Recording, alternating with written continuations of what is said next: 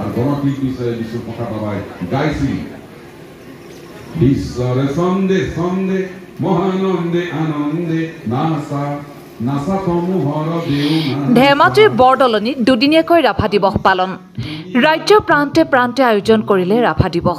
ধেমাজিৰ বৰদলনি জ্যোতি প্ৰকাশ সংঘই আয়োজন কৰি অহা কেন্দ্ৰীয় ৰাভা দিৱসটিয়ে পূৰ্ণ কৰিলে গৌৰৱ উজ্জ্বল ৰূপালী জয়ন্তী বৰ্ষ। জ্যোতি প্ৰকাশ সংঘই বৰদলনিৰ পেঞ্চনৰ ভৱনৰ বাকৰিত দুদিনীয়াকৈ আয়োজন কৰিলে কেন্দ্ৰীয় বিষ্ণুপ্ৰসাদ ৰাভা দিৱসটি। কাৰ্যসূচীৰ মাজেৰে দুয়োটা দিনতে কবিতা আবৃত্তি, ৰাভা সংগীত, নাটক আদি বিভিন্ন কাৰ্যসূচী অনুষ্ঠিত কৰাৰ সমান্তৰালভাৱে কলাগুৰু বিষ্ণুপ্ৰসাদ ৰাভাৰ জীৱনীৰ ওপৰত আলোকপাত কৰা হয়। অনুষ্ঠানত বিষ্ণুপ্ৰসাদ ৰাভাৰ কনিষ্ঠ পুত্ৰ পৃথ্বীৰাজ ৰাভাই অংশগ্ৰহণ কৰাৰ লগতে বিভিন্ন জাতীয় দল সংগঠনৰ বিষয়ববীয়া আৰু অঞ্চলটোৰ একাংশ জ্যেষ্ঠ গণ্যমান্য ব্যক্তি আৰু সহস্ৰাধিক ৰাইজ উপস্থিত থাকে। নাটক কৰিবলৈ আৰম্ভ কৰিলে, নাটক লিখিবলৈ আৰম্ভ কৰিলে, চিনেমাৰ কাম কৰিবলৈ আৰম্ভ কৰে, ৰাইজৰ কাম কৰিবলৈ আৰম্ভ কৰে।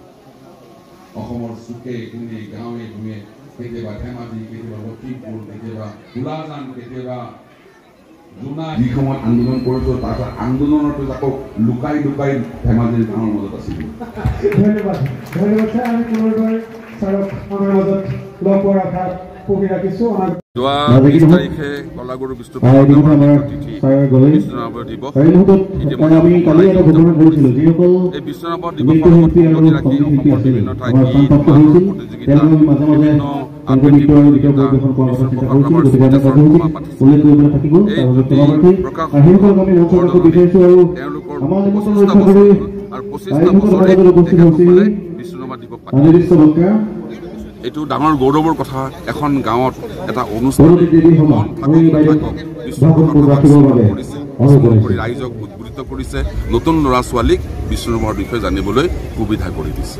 এইটোৱেই জ্যোতি প্ৰকাশ সংঘৰ বাহাদুৰি আৰু জ্যোতি প্ৰকাশ সংঘ চিৰজীৱী হওক, সুন্দৰ হওক আৰু ভৱিষ্যতে অসমীয়া জাতিৰ কাৰণে, অসমীয়া ৰাইজৰ কাৰণে, বৰদলনি ৰাইজৰ কাৰণে অকল বিষ্ণুপ্ৰসাদ ৰাভাই কিয় অসমৰ যি যি মানুহে অৱদান দি থৈ গৈছে তেখেতসকলক স্মৰণ কৰিবলৈ আমাৰ উঠি অহা প্ৰজন্মক সুবিধা দিয়ক।